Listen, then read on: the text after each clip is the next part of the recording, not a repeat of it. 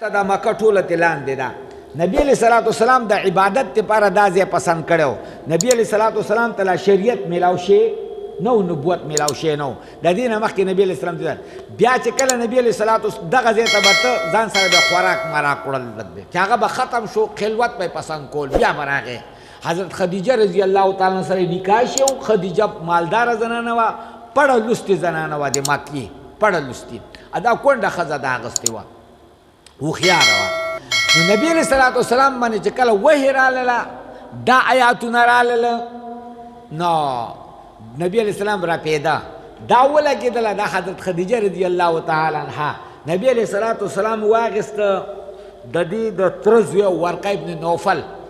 دا ورقه ابن نوفل چې و نو دی خو مخکې غیر دین و، بیا د نصرانیت دا دین چې دی نو دا د پسند کړی. په نصرانیت کې دی به موحد و، ډېر لوی موحد و دی.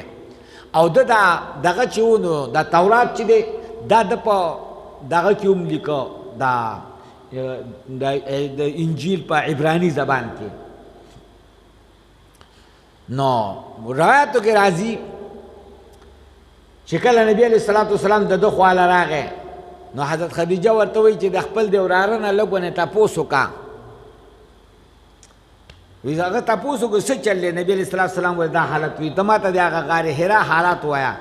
هغه چې غار حرا حالات ورته وویله ټوله، هغه ورته وویل، ورقه ابن نوفل ورته وویله چې دا هغه فرشته ده، هغه ناموس تا لیدلی دی، تا چې کوم په حضرت موسی علیہ الصلوۃ والسلام باندې چې کومه فرشته به راتلله، د حقه فرشته ده.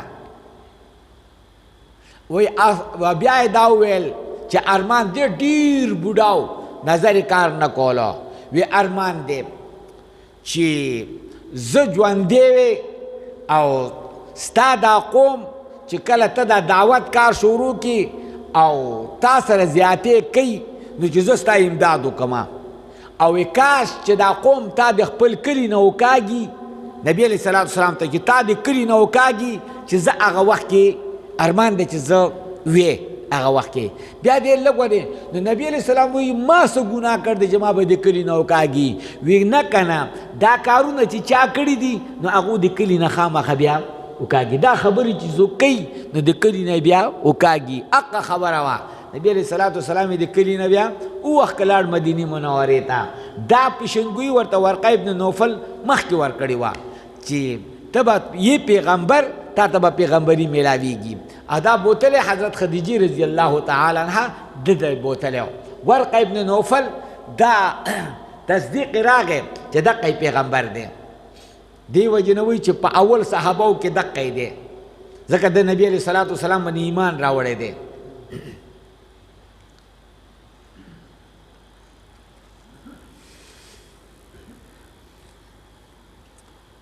لا اقسم